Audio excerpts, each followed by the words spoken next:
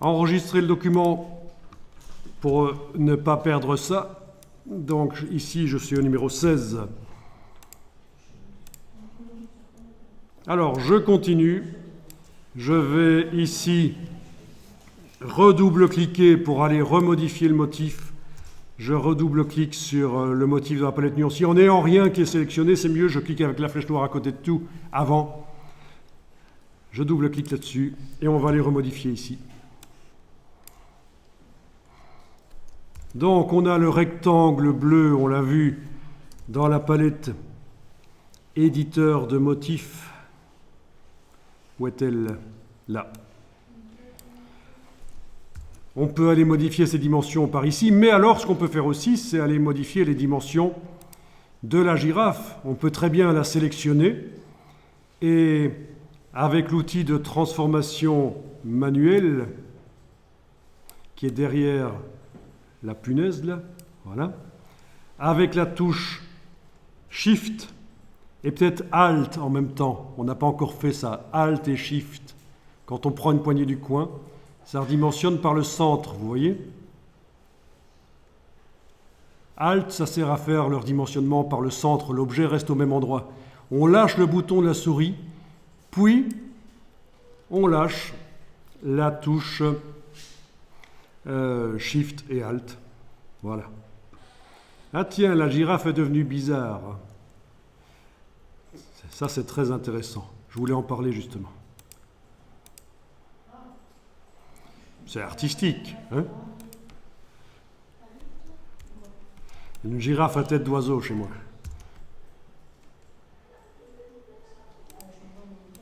Est-ce que vous avez réussi à redimensionner votre girafe? Donc, vous avez remarqué que, bizarrement, la silhouette de la girafe a changé. Pourquoi? Est-ce que quelqu'un comprend pourquoi? Alors ça, c'est vraiment important à comprendre dans ce logiciel ici.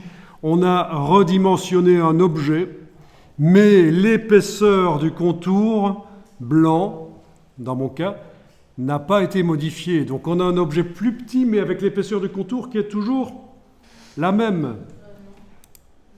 Donc ce que vous pouvez faire, c'est aller dans la palette contour, diminuer l'épaisseur du contour et vous allez retrouver petit à petit votre girafe telle qu'elle devrait être.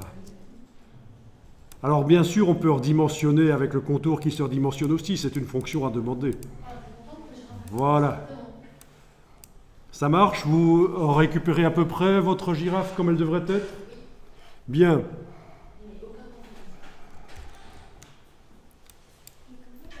Bon, j'ai réduit l'épaisseur du contour, donc le dessin réapparaît petit à petit, oui.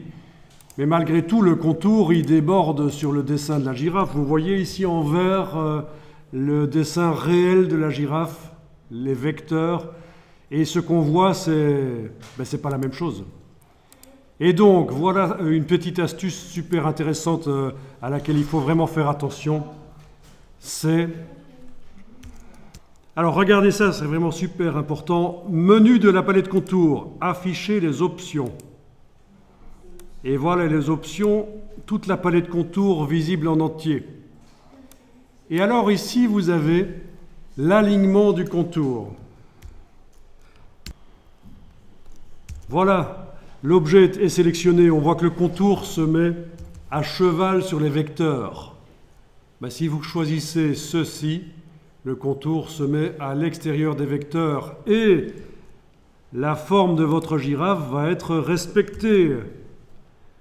C'est vraiment la vraie forme de votre girafe. Et vous allez dire, mais ça sert à quoi? Le contour blanc, c'était quand elle se superposait tout à l'heure, vous vous souvenez? Après, on peut mettre une autre couleur de contour ici.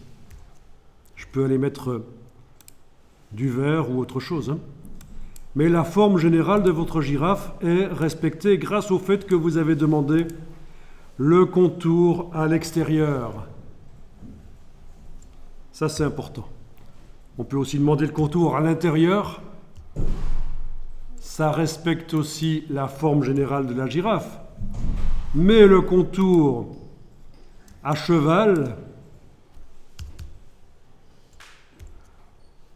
ça change. Vous voyez, à cheval sur les vecteurs, ça change le dessin.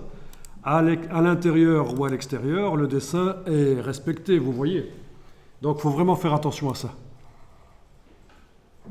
Vous choisissez vraiment ce que vous voulez.